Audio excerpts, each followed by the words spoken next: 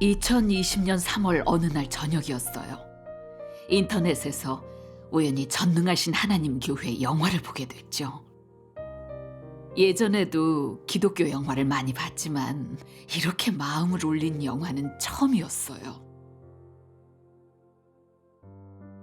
참도를 알아보는데 목사가 금세 알아채고 방해를 하더라고요. 저보고 전능하신 하나님 말씀 듣지 말라면서 성경 외에는 하나님의 다른 말씀이 없대요. 근데 전 포기하지 않았어요. 전능하신 하나님 말씀을 보면서 정말 진리라고 느꼈거든요. 그러니 어떤 반대가 있든 전능하신 하나님을 따르겠다고 다짐했죠.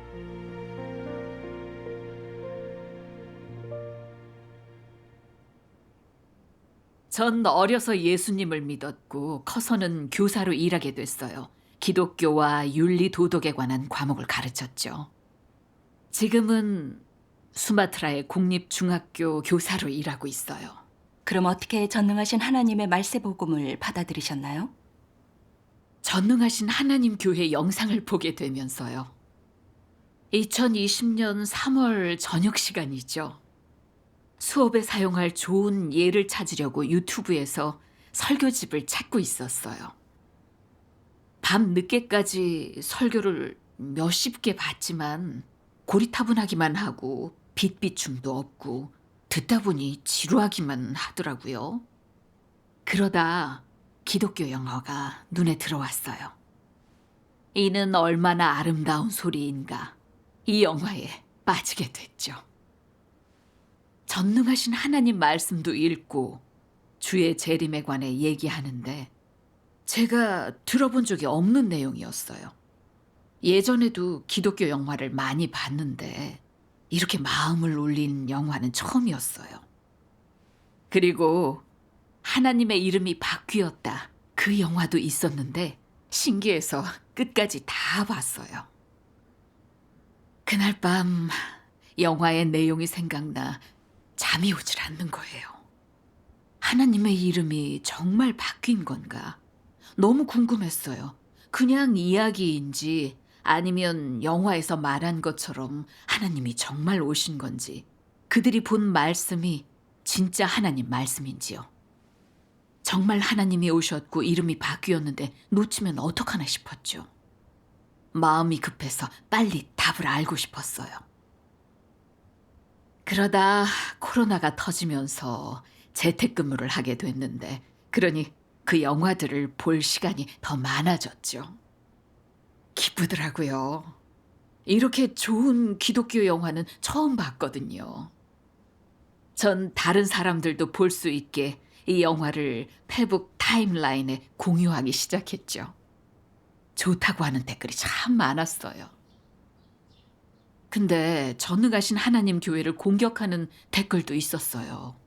또 그런 내용을 게시하지 말라는 목사도 있었죠. 반대의 목소리를 들었을 때 어떠셨어요? 그전에는 전능하신 하나님 교회에서 제작한 영화라는 걸 몰랐어요. 목사님이 그러니까 오히려 찾아보게 됐어요.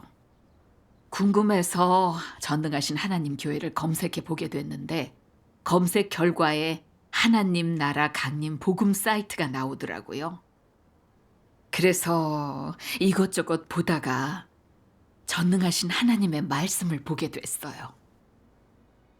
전능하신 하나님 말씀. 하나님 나라에서는 만물이 소생하고 생기를 발산하기 시작한다. 땅의 모습이 변함에 따라 땅의 경계도 움직이기 시작한다. 나는 땅이 갈라질 때, 땅이 합쳐질 때가 곧 내가 열국을 산산조각 낼 때임을 예언한 바 있다. 그때 나는 만물을 새롭게 변화시키고 전 우주를 다시 나눌 것이다. 이로써 온 우주를 바로잡고 옛 모습을 새로운 모습으로 탈바꿈시킬 것이다.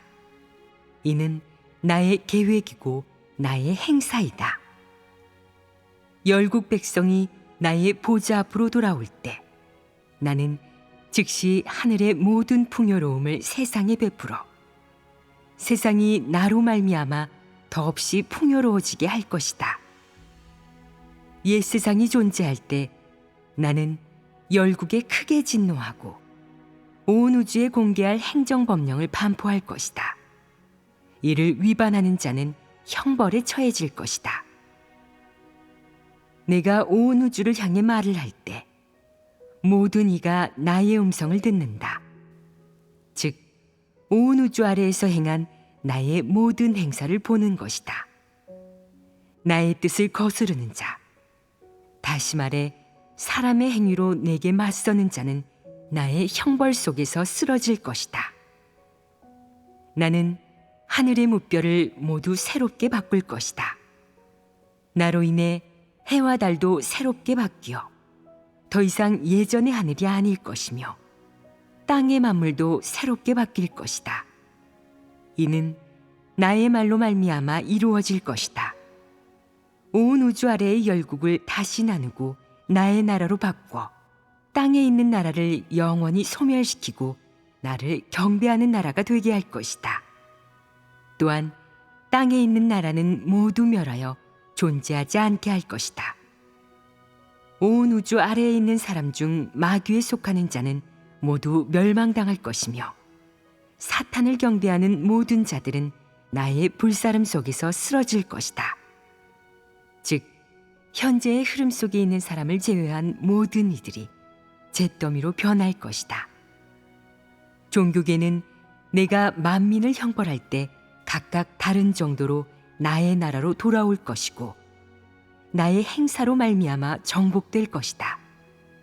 이는 그들이 흰구름을 탄 거룩한 자가 이미 왔음을 보았기 때문이다. 모든 사람은 각기 부류대로 나눠지고 각자의 행위에 따라 그에 맞는 형벌을 받을 것이다.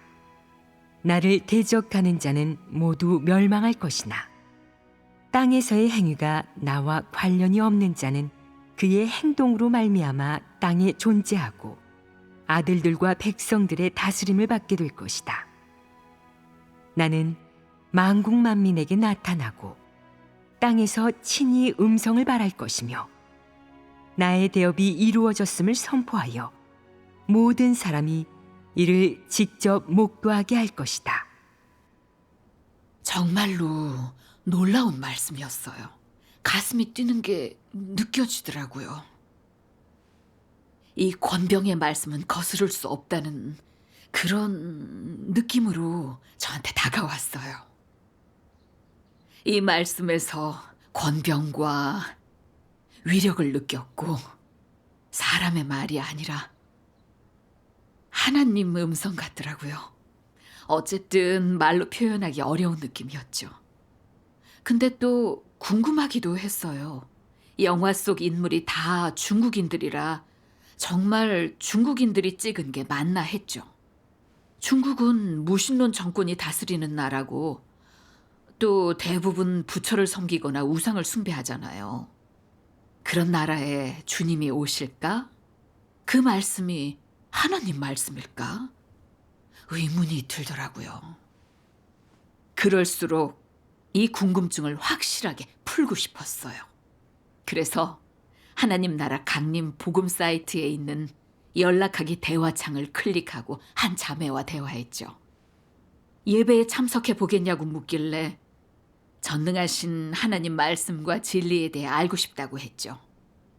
그 자매가 절 온라인 예배 그룹에 넣어줬고 하나님 말씀을 읽어주면서 하나님의 성육신과 3단계 사역의 비밀을 교제해 줬어요. 전 그분들의 교제를 들으면서 궁금증이 많이 해소됐어요. 그리고 정말 놀라운 소식도 알게 됐죠. 주님이 정말 오셨더라고요. 그것도 육신을 입으시고요. 가슴이 벅차셨겠어요. 네. 근데 얼마 안 돼 종교 목사의 방해와 반대에 부딪히게 됐어요. 한 목사가 페북에서 전능하신 하나님 교회를 공격하는 말을 했어요. 저보고 그 교회는 이단이라고, 거기 말씀을 하나님 말씀이라는데 다 성경에 없는 내용이라는 거예요. 그리스도인이면 하나님 말씀은 오직 성경에만 있다는 걸 알아야 한다고 빨리 나오랬죠. 그리고 그룹에 있는 다른 분들도 그 목사의 메시지를 받은 거예요. 그 후로 저랑 가까웠던 사람도 목사의 말을 듣고 그룹을 탈퇴하고 저한테도 나오라고 했죠. 그 일이 걸림돌이자 검증이 됐겠네요. 처음엔 저도 의심했죠. 그분은 목사고 성경도 저보다 많이 아시니까 진짜일까 싶고 긴가민가 했어요. 그래서 이단이 맞는지 확인하고 싶었어요. 아, 계속 알아보기로 하셨군요. 그 목사의 말을 쉽게 믿지는 않았어요. 그 전에 전능하신 하나님 말씀을 보면서 진리의 말씀이라고 느꼈고 권병이 있는 하나님의 음성 같았거든요. 근데 정말 성경을 벗어난 것도 사실이니까 제대로 알고 싶더라고요. 전능하신 하나님 교회의 엘사 자매한테 물어봤더니 제 질문에 맞게 성경 구절을 보내줬어요. 요한복음 21장 25절이요. 예수의 행하신 일이 이외에도 많으니 만일 낱낱이 기록된다면 이 세상이라도 이 기록된 책을 두기에 부족할 줄 아노라. 그리고 자매가 이렇게 얘기했어요. 이 구절을 통해서 우린 알 수 있어요. 예수님이 하신 말씀과 이 일은 성경에 다 기록된 건 아니에요. 그 당시 사도 요한이 주님과 함께하면서 들었던 말씀은 성경에 기록된 것보다 훨씬 많아요. 생각해 보세요. 예수님은 최소 3년을 말씀하시고 가르치셨어요. 그럼 주님이 하루에 1시간만 말씀하셨어도 3년이면 얼마나 많이 하셨겠어요. 엄청 많겠죠. 아예 셀 수 없겠죠. 그런데 성경의 그 내용이 어떻게 전부일 수 있겠어요. 그렇죠. 사실 하나님의 말씀을 성경에 다 담을 수 없죠. 당시 하나님이 사역하실 때 하신 모든 말씀이 아니란 건 부인할 수 없어요. 그 목사는 성경 외에 하나님의 다른 말씀이 없다는데 뭘 근거로 그런 말을 한 거죠? 들어보니 그렇더라고요. 목사의 말은 사실과 전혀 맞지 않았어요. 네. 예전에 저도 요한복음의 이 구절을 많이 봤지만 전혀 주의하지 못했어요. 근데 그날 알았죠. 이 구절은 하나님의 말씀이 전부 성경에 기록된 게 아니란 걸 알려주고 있어요. 네. 구약 선지자 에스라의 예언서도 성경에 포함되지 않았잖아요. 네. 그리고 엘사 자매가 또 다른 구절도 보내주더라고요. 요한복음 16장 12에서 13절이요. 내가 아직도 너희에게 이를 것이 많으나 지금은 너희가 감당치 못하리라. 그러하나 진리의 성령이 오시면 그가 너희를 모든 진리 가운데로 인도하시리니 그가 자의로 말하지 않고 오직 듣는 것을 말하시며 장래 일을 너희에게 알리시리라. 또 계시록의 몇몇 구절도요. 귀 있는 자는 성령이 교회들에게 하시는 말씀을 들을지어다. 내가 봄에 보좌에 앉으신 이의 오른손에 책이 있으니 안팎으로 썼고 7 인으로 봉하였더라. 또 봄에 힘 있는 천사가 큰 음성으로 외치기를 누가 책을 펴며 그 인을 떼기에 합당하냐 하니 하늘 위에나 땅 위에나 땅 아래에 능히 책을 펴거나 보거나 할 리가 없더라. 이 책을 펴거나 보거나 하기에 합당한 자가 보이지 않기로 내가 크게 울었더니 장로 중에 하나가 내게 말하되 울지 말라. 유대 지파의 사자 다윗의 뿌리가 이기었으니 이 책과 그 7 인을 떼시리라 하더라. 이 구절을 다 읽고 나서 엘사 자매가 그러더라고요. 주님은 분명히 말씀하셨죠. 아직 알려줄 게 많으시다고요. 근데 그 당시 사람들은 감당할 분량이 안 되니까 말세에 진리의 성령이 오시면 우리를 모든 진리로 인도하실 거라고 하셨죠. 바로 재림주께서 오시면 진리를 선포하실 거고 장래의 일을 알려주실 거라는 거예요. 그건 성경 외에 하나님의 새 사역과 새 말씀이 있다는 거죠. 그런데 사람이 성경 외에는 하나님의 다른 말씀과 사역이 있을 수 없다고 한다면 하나님 말씀을 부인하는 거잖아요. 그렇죠. 많은 목사들이 그렇게 말하고 많은 신자들도 분별하지 않고 그대로 믿고 따르고 있죠. 맞아요.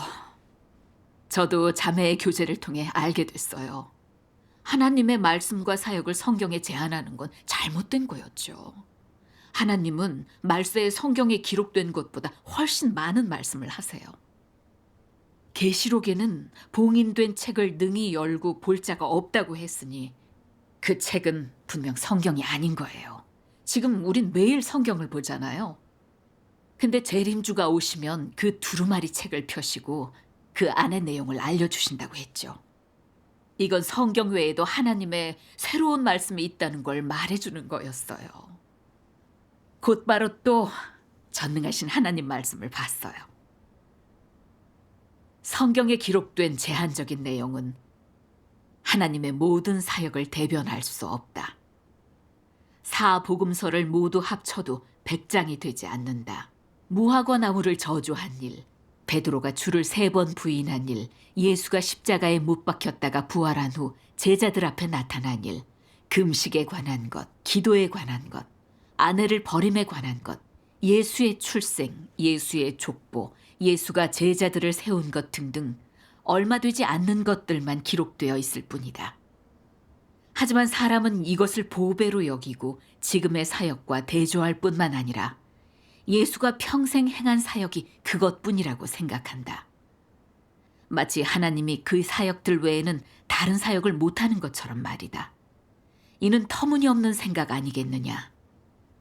당시 예수는 은혜 시대에 제자들이 어떻게 실천해야 하는지, 어떻게 예배해야 하는지, 어떻게 기도하고 간구해야 하는지, 어떻게 사람을 대해야 하는지 등등 은혜 시대의 도만 가르쳤다. 즉, 예수는 은혜 시대의 사역을 한 것이다. 예수는 당시 제자들과 그를 따르는 사람들이 어떻게 실천해야 하는지에 대해서만 이야기했다. 그는 은혜 시대의 사역만 했을 뿐 말세의 사역은 하지 않았다. 율법 시대에 여호와는 구약 율법을 제정하고 왜 은혜 시대의 사역은 하지 않았겠느냐? 어째서 은혜 시대의 사역을 미리 분명하게 말하지 않았겠느냐? 사람이 더 잘 받아들이게 하기 위해 그런 것 아니겠느냐? 여호와는 한 남자 아기가 강생하여 정사를 맬 것이라는 예언만 했을 뿐 은혜 시대의 사역을 앞당겨 하지는 않았다. 하나님이 하는 각 시대의 사역은 다 일정한 범위가 있다. 그는 해당 시대의 사역만 할 뿐 다음 단계의 사역을 미리 하지는 않는다. 그래야만 각 시대의 대표적인 사역을 두드러지게 할 수 있다. 그 당시 예수는 말세에 어떤 징조가 나타날지, 당시 사람들이 어떻게 인내해야 하고 어떻게 해야 구원을 얻고 어떻게 회개하고 죄를 자백해야 하며 어떻게 십자가를 지고 고난을 받아야 하는지 등에 대해서만 말했다. 말세의 사람이 어떻게 진입하고 어떻게 추구해야 하나님의 마음을 만족해 할 수 있는지에 대해서는 말하지 않았다. 그러니 내가 성경에서 하나님의 말세 사역을 찾는다면 터무니없는 일이 아니겠느냐. 내가 성경만 받쳐둔다면 무엇을 알아낼 수 있겠느냐. 그 어떤 성경 해석가나 설교자가 오늘날의 사역을 미리 꿰뚫어 볼 수 있겠느냐. 이 말씀을 보고 깨달았죠. 성경은 그저 역사책이더라고요. 하나님의 율법 시대와 은혜 시대 사역을 기록한 책이죠. 구약 성경이든 아니면 신약 성경이든 다 하나님이 이 일을 끝내신 후에 사람이 편집한 거고 하나님의 사역이 먼저 있고 나중에 성경이 기록된 거예요. 그러니 하나님이 말세에 하실 말씀과 사역이 성경에 미리 기록돼 있을 리 없는 거죠. 우리가 하나님을 성경에 가둬놓고 성경 외에 다른 말씀이 없다고 하는 건 정말 그릇된 관점이더라고요. 네. 그 목사의 반대에 영향받지 않고 찾고 구해서 진리를 깨달으셨네요. 하나님 은혜죠. 저도 몇십 년 믿었는데 이제서야 성경에 대해 좀 알게 됐어요. 아멘. 그리고 엘사 자매가 또 그랬어요. 하나님은 생명의 근원이시라. 하나님 말씀은 무궁무진하게 샘솟죠. 창세부터 지금까지 하나님은 계속 말씀과 사역으로 인류를 이끄시고 구원하셨어요. 하나님은 일하실 때 성경을 포함해 어떤 것에도 제한받지 않으세요. 전부 하나님의 경륜과 인류의 필요성에 따라 말씀하시고 일하시고 중복하지 않으세요. 율법 시대엔 여호와께서 율법을 반포해 인간의 지상 생활을 이끌어 주셨고 많은 말씀을 하셨죠. 근데 은혜 시대에는 예수님이 회개의 도를 주시고 인류 구속 사역을 하시면서 또 많은 말씀을 하셨어요.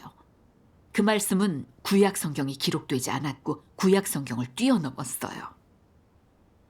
전능하신 하나님도 예수님이 하신 사역의 기초에서 진리를 선포하시고 하나님의 집에서 심판을 시작하셨어요. 그 사역으로 인류를 정결케 해 죄악에서 완전히 구원하시고 하나님 나라로 이끄시죠. 이건 더 새로워지고 높아진 사역이에요. 그러니 절대 성경에 미리 기록될 수 없는 거죠. 그렇죠. 근데 성경을 잣대로 삼아 계속 하나님의 일을 판단한다면 하나님을 대적하는 자가 될 수 있어요.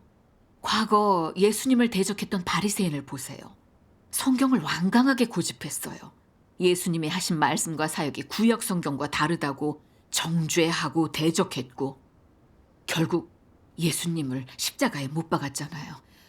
정말 비참하죠.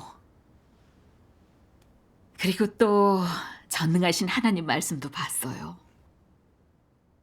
전능하신 하나님 말씀. 유대의 바리새인들은 모세의 율법으로 예수를 정죄하였다. 그들은 당시 예수의 마음에 어떻게 합할 것인지는 찾지도 않으면서 율법 구절 하나하나는 진지하게 대했다. 그러다가 결국 예수에게 구약 율법을 따르지 않았다는 것과 메시아가 아니라는 죄명을 씌워 죄 없는 그를 십자가에 못 박기까지 하였다. 그들의 본질은 무엇이겠느냐? 진리와 합하는 길을 찾지 않은 것 아니겠느냐? 그들은 성경의 글귀에만 관심을 기울일 뿐 내 뜻과 내 사역의 절차와 방식에는 털끝만큼도 관심이 없었다. 그들은 진리를 찾는 사람이 아니라 글귀를 고집하는 사람이고 하나님을 믿는 사람이 아니라 성경을 믿는 사람들이었다. 더 정확히 말하자면 그들은 모두 성경을 지키는 종들이었다. 그들은 성경의 이익과 존엄성 그리고 성경의 명성을 지키기 위해 인자하신 예수를 십자가에 못 박았다. 그렇게 한 이유는 단지 성경을 옹호하고 또 성경의 글귀가 사람의 마음에 자리 잡게 하기 위해서였다. 그런 까닭에 자신의 앞날을 망칠지라도 속죄 제물을 얻을 수 없을지라도 성경의 규정을 따르지 않는 예수를 죽이려 했던 것이다. 그런 그들을 성경 글귀의 앞잡이가 아니라고 할 수 있겠느냐? 성경이 크겠느냐, 하나님이 크겠느냐? 왜 하나님이 꼭 성경의 근거에 사역해야 한단 말이냐? 설마 하나님 자신에게는 성경을 벗어날 어떤 권리도 없단 말이냐? 하나님은 성경을 떠나 따로 사역할 수 없다는 것이냐? 왜 예수와 그의 제자들이 안식일을 지키지 않았겠느냐? 예수가 안식일을 지키고 구약의 그 계명들에 따라 실행했다고 한다면 왜 안식일을 지키지 않으면서 발을 씻겨주고 수건을 쓰고 또 떡을 떼고 포도주를 마셨겠느냐? 그런 것은 모두 구약에 없는 계명 아니더냐? 예수가 구약대로 하고자 했다면 왜 그런 규례들을 깨뜨렸겠느냐? 너는 하나님이 먼저였는지 성경이 먼저였는지 알아야 한다. 그가 안식일의 주인은 될 수 있어도 성경의 주인은 될 수 없다는 것이냐? 하나님을 규정하고 대적하는 건 심각한 거죠. 그렇죠. 자매가 그러더라고요. 지금 교계 목사들은 주님을 대적했던 바리새인과 다를 게 없어요. 성경을 숭배하고 하나님과 동등하게 대하고 하나님의 발걸음을 찾지 않고 하나님의 음성인지 보지 않고 그저 성경만 고수하기 바빠요. 그들은 전능하신 하나님의 말씀이 성경에 기록되지 않았다고 계속 정죄하고 대적하고 참도를 알아보는 사람도 가로막는데 그게 현대판 바리새인 아니겠어요? 그들은 성경이 그저 하나님의 과거 사역을 기록한 책이란 걸 몰라요. 성경은 꼭 봐야 하는 책이지만 하나님을 대표할 수는 없고 하나님을 대신해 구원할 수 없어요. 만약 성경만 고집하고 하나님의 과거의 말씀만 붙들고 있으면 진리와 생명을 얻을 수 없죠. 하나님 사역의 보조를 따라가는 게 중요해요. 전능하신 하나님의 말세 심판을 받아야 죄에서 벗어나 구원받고 천국 갈 수 있죠. 전능하신 하나님이 선포하신 모든 진리가 성령이 교회들에게 하신 말씀이에요. 이 말씀만이 사람을 철저히 정결케 하고 구원할 수 있죠. 하나님이 말세에 인류에게 주시는 영생의 도예요. 이 단계 사역을 따라오지 못하면 하나님께 버림받고 도태되고 재앙에 떨어져 벌받게 되죠.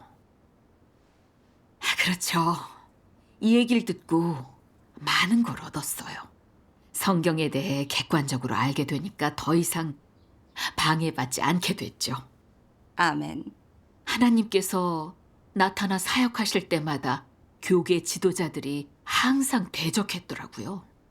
그들은 자기 이익을 지키기 위해 늘 유언비어를 날조해서 하나님 사역을 정죄하고 참 도를 못 받아들이게 했어요. 진리를 몰라 분별력이 없으면 유언비어에 미혹되기 쉽고 그들을 따라 하나님을 대적해서 구원을 잃게 돼요. 그건 비극이잖아요. 맞아요. 많은 사람이 목사의 말만 듣고 분별하지 못하고 있죠. 맞아요.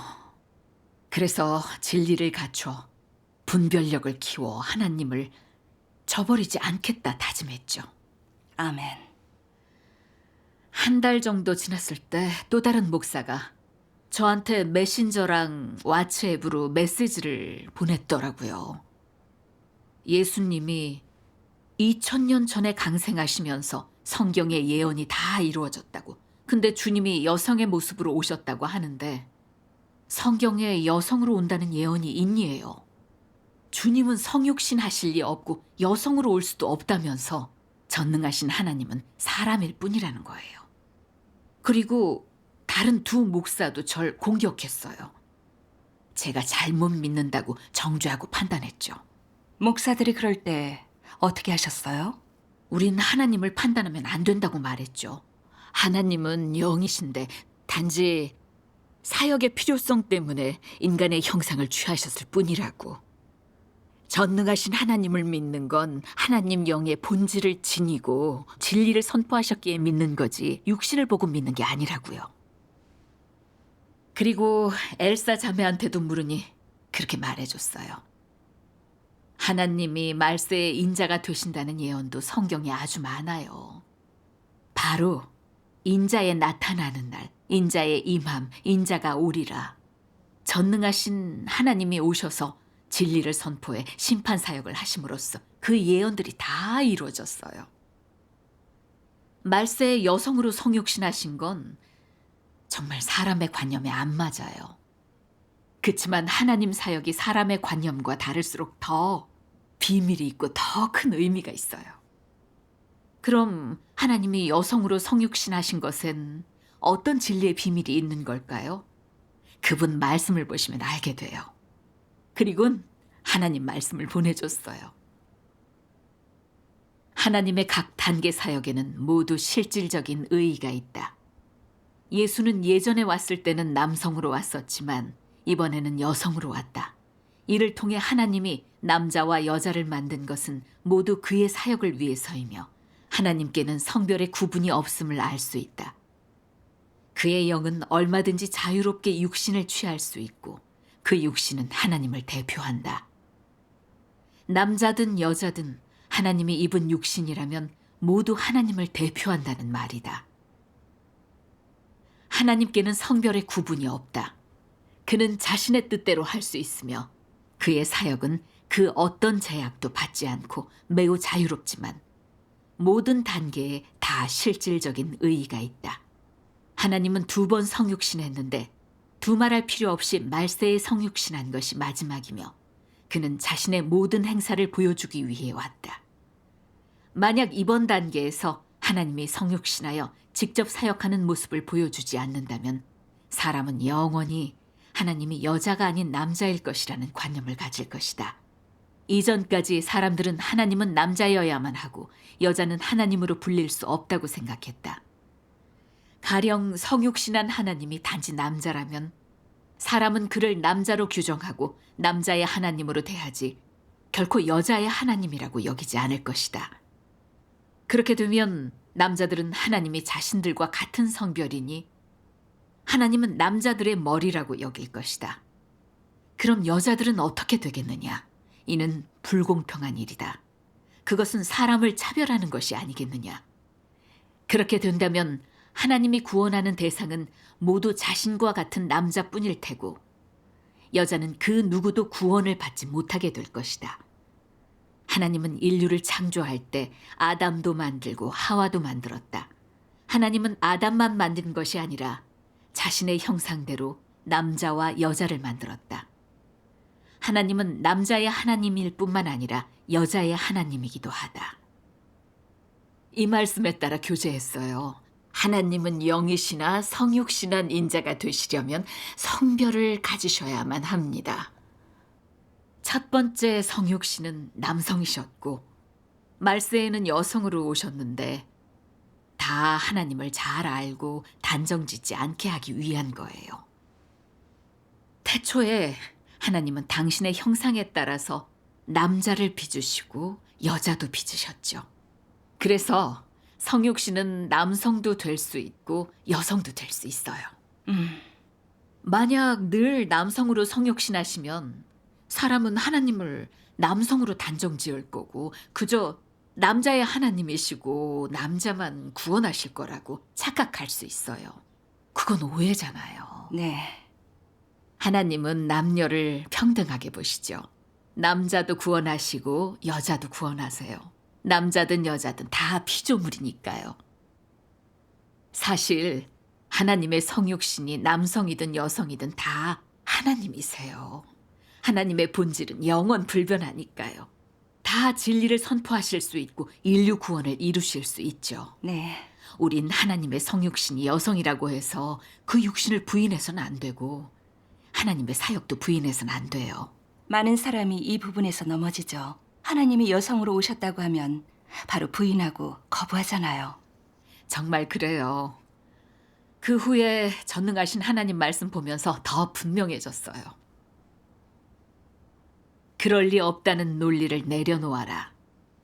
그럴 리 없다고 생각하는 것일수록 더 가능할 수 있다. 하나님의 지혜는 하늘보다 높고 하나님의 생각은 사람의 생각을 넘어서며 하나님의 사역은 사람의 사유와 고정관념의 범위를 초월하기 때문이다. 불가능한 일일수록 찾아야 할 진리가 있는 법이고 사람의 고정관념으로 상상할 수 없는 일일수록 거기에 하나님의 뜻이 있는 법이다. 하나님이 사람의 관념대로 나타날 리도 없고 사람의 요구에 따라 나타날 리는 더더욱 없다. 하나님은 자신의 선택과 계획 그리고 자신의 목표와 방식에 따라 사역을 한다. 그는 어떤 사역을 하든 사람과 의논할 필요가 없고 사람의 의견을 구할 필요도 없으며 모든 사람에게 일일이 알릴 필요는 더더욱 없다. 이것은 하나님의 성품이자 모든 사람들이 마땅히 알아야 할 바이다. 하나님이 나타난 것을 보고 하나님의 발걸음을 따르고자 한다면 먼저 스스로의 관념에서 빠져나와야 하며 하나님께 이렇게 저렇게 해야 한다고 지나치게 요구하지 말아야 한다. 나아가 하나님을 너의 범주 안에 한정하거나 너의 관념 속에 가두지 말아야 한다. 대신 하나님의 자취를 어떻게 찾아야 할지, 하나님이 나타난 것을 어떻게 받아들이고 하나님의 새로운 사역에 어떻게 순종해야 할지를 생각해야 한다. 이것이 바로 사람이 해야 할 일이다. 사람은 모두 진리가 아니며 또 진리를 갖추고 있지 않기 때문에 사람이 해야 할 일은 오직 찾고 받아들이고 순종하는 것뿐이다. 자매가 또 그러더라고요. 하나님이 하시는 일은 흔히 사람의 관념에 맞지 않아요. 그래서 진리를 구하지 않으면 하나님을 대적할 수 있어요.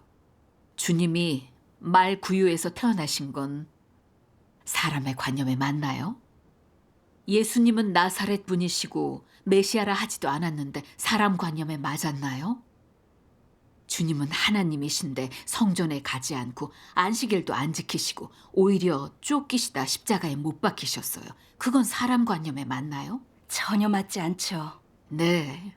예수님이 하신 일도 사람 생각에 맞지 않는 부분이 참 많아요. 그렇다고 하나님이 아니라고 할까요? 아니죠. 예수님은 하나님의 현현이시자 오신 메시아니까요. 그럼 왜 많은 사람이 그분을 알지 못하고 대적하고 정죄했을까요? 그건 사람이 자기 관념으로 하나님을 가늠해서죠. 바리새인들은 예수님을 하나님이 아닌 목수의 아들 나사렛 사람이라고 했어요. 결국 주님을 십자가에 못 박아 하나님의 저주와 벌을 받았죠. 지금도 교계의 목사들이 자기 관념으로 하나님을 단정하고 전능하신 하나님의 현현과 사역을 부인하죠. 이건 하나님을 십자가에 못 박은 바리새인의 전철을 밟는 거예요. 네. 하나님을 단정하고 대적하는 건 정말 심각한 거죠. 네, 정말 그렇죠. 창조주께선 당신의 계획대로 일하시지 제한받는 게 없으세요. 하나님이 어떻게 하시든 다 지혜가 있으시니 절대 우리 관념으로 어디서 일하시고 어떻게 나타나셔야 한다고 단정지어서는 안 돼요. 우린 오직 하나님께 순종해야죠. 순종이란 그분의 말씀과 사역을 받아들이고 또 말씀과 일을 통해서 그분을 알아가고 절대 우리 관념으로 그분을 판단하고 제한하는 게 아니에요. 하나님께 이래라 저래라 하는 건 너무 이성이 없는 거예요. 네. 그리고 엘사 자매가 하나님 말씀을 또 읽어줬어요. 하나님이 입은 육신이 맞는지 알아보려면 그가 나타내는 성품과 말씀으로 확인해야 한다. 바꿔 말해서 하나님이 입은 육신이 맞는지 혹은 참도가 맞는지 확인하려면 반드시 그의 본질로 판별해야 한다. 그러므로 하나님이 입은 육신인지 아닌지의 핵심은 그 본질, 사역, 말씀, 성품 등 훨씬 다양한 측면에 있지 겉모습에 있지 않다고 하는 것이다. 겉모습을 살피느라 그 본질을 소홀히 한다면 그것은 사람이 무지몽매한 것이다. 하나님이 성육신한 것은 하늘에서 하나의 특정한 육신에 내려온 것에 불과하다. 이는 그의 영이 육신에 임한 후 육신에서 영의 사역을 하는 것이고 영이 육신에서 발현하는 것이며 영이 육신에서 역사하는 것이다. 육신이 행하는 사역은 오롯이 영을 대표한다. 육신은 사역을 위한 것이지만 육신의 형상으로 하나님 자신의 고유한 형상을 대체하는 것은 아니다. 하나님이 성육신한 목적과 의의는 결코 그런 것이 아니다. 그가 성육신하는 목적은 단지 영이 역사하기에 적합한 거처를 찾아 육신의 사역을 하는 데 있으며 또한 사람이 그의 행사를 보고 그의 성품을 깨달으며 그의 말씀을 듣고 그의 기묘한 사역을 알게 하는 데 있다. 그의 이름은 그의 성품을 대표하고 그의 사역은 그의 신분을 대표한다. 하지만 그의 육신의 모습이 그의 형상을 대표한다고 말한 적은 없다. 그것은 사람의 관념일 뿐이다. 자매가 또 교제했어요. 성육신의 중요성은 남성이냐 여성이냐가 아니고 또 어떤 외모를 가졌느냐가 아니에요. 중요한 건 그분의 말씀이 진리가 맞는지, 하나님의 성품을 선포하시고 인류를 구원할 수 있는지가 가장 중요한 거예요. 네. 예를 들어보죠. 우리가 병원에 갈 때 거기 그 의사가 병을 잘 고칠 수 있는지를 보지 남자인지 여자인지를 보는 게 아니잖아요. 남자 의사만 고칠 수 있고 여자 의사는 못 고친다고 하면 말이 안 되잖아요. 그래서 진리를 선포할 수 있고 인류 구원 사역을 할 수 있다면 바로 말씀이 육신 되신 하나님이시죠. 이 진리가 정말 중요하죠. 맞아요. 근데 목사는 하나님의 음성이 맞는지 참도를 알아보지 않았어요. 그저 성육신이 여성인 것만 보고 부인하고 정죄하고 관념을 퍼뜨려 다른 이까지 방해했어요. 이건 정말 큰 잘못이죠. 그들의 방해를 받지 않으려고 전 걸림돌이 되는 사람을 다 차단했어요. 제가 다니던 교회 목회자들까지요. 전 주님을 맞이했다고 확신했으니까요. 어떤 방해에도 전능하신 하나님을 따르기로 했죠. 목사의 방해를 통해서 오히려 그들을 분별하게 되셨으니 더 잘 된 거네요. 맞아요. 그 후에 목사가 가족을 부추겨서 반대했다면서요. 2020년 4월부터 저랑 딸은 예배당에 안 갔어요. 2달 후에 목사가 절 공격하기 시작했어요. 처음엔 전능하신 하나님 교회 예배에 참석하지 말라면서 원래대로 믿으면 된다는 거예요. 또 남편한테 제가 잘못됐으니까 나오게 해야 한다고 미혹했고 제 아들까지 동원해서 반대하게 했어요. 그때 가족들은 어떻게 대하던가요? 남편하고 애들은 목사의 행동에 반대했죠. 애들이 그랬죠. 제가 복음을 전해줬고 늘 신앙에 대해 많이 얘기해준다고. 제가 전능하신 하나님을 믿기까지 잘 알아보고 결정했다는 걸 믿는다고 했어요. 그 후에 장로가 또 협박했어요. 돌아오지 않으면 절 출교하고 버림받게 하겠다고요. 전 그래도 전능하신 하나님을 믿겠다고 확고히 말했죠. 아멘. 하나님의 사역에 대해 알면 참도에서 흔들리지 않게 되죠. 맞아요. 그 후에 또 제가 전능하신 하나님 믿는 걸 학교장한테 말해서 조치를 취하라고 했는데 교장이 안 받아들였어요. 엘사 자매가 해준 말이 생각나더라고요. 진리는 언제나 교계의 거부와 정죄를 당한다고요.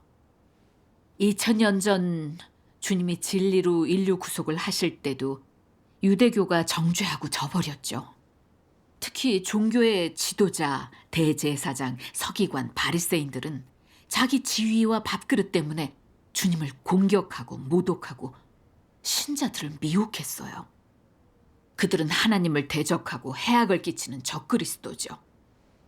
지금 교계의 많은 목사들이 과거 유대교 바리새인의 역할을 하고 있어요. 자기 지위와 밥그릇 때문에 전능하신 하나님의 사역을 정죄하고 신자들이 알아보지 못하게 반대하죠. 그들이 바로 하나님이 드러내신 적그리스도예요. 네. 주님이 바리새인을 저주하신 말씀이 있죠.